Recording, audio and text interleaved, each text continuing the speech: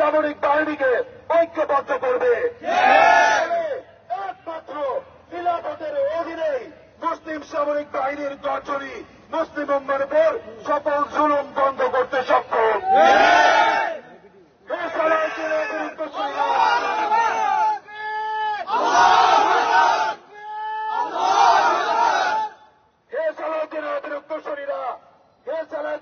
সামরিক বাহিনীতে কর্মরত নিষ্ঠাবান অফিসারগণ, আপনারা নিশ্চয়ই জানেন জেরুজালেমকে মুক্ত করতে সালাউদ্দিন আইয়ুবী কিভাবে তার বাধাসমূহ অপসারণ করেছেন। আপনাদের সামনে বাধা হচ্ছে বর্তমান দালাল শাসক গোষ্ঠী এবং ধর্মনিরপেক্ষ গণতান্ত্রিক ব্যবস্থা, এবং আপনাদের হাতে এখন মহান সুযোগ বিদ্যমান। তাই দালাল গোষ্ঠীদের দেওয়া পাহারা প্রত্যাখ্যান করে খিলাফত প্রতিষ্ঠায় সত্যনিষ্ঠ দল হিজবুত তাহরীরকে ক্ষমতা প্রদান করুন।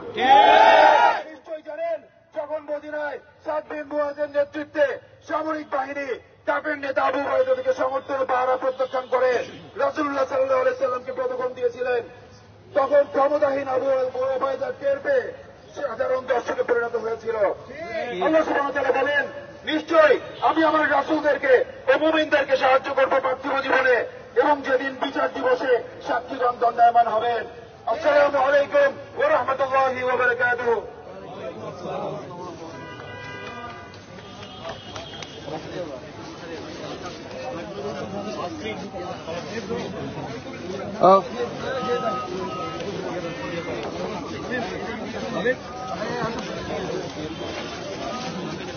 Hey, this one.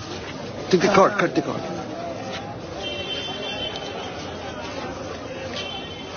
So we'd like to interview someone and get to see. Can we interview you? Can we interview you? Can I interview you? Not now. Later.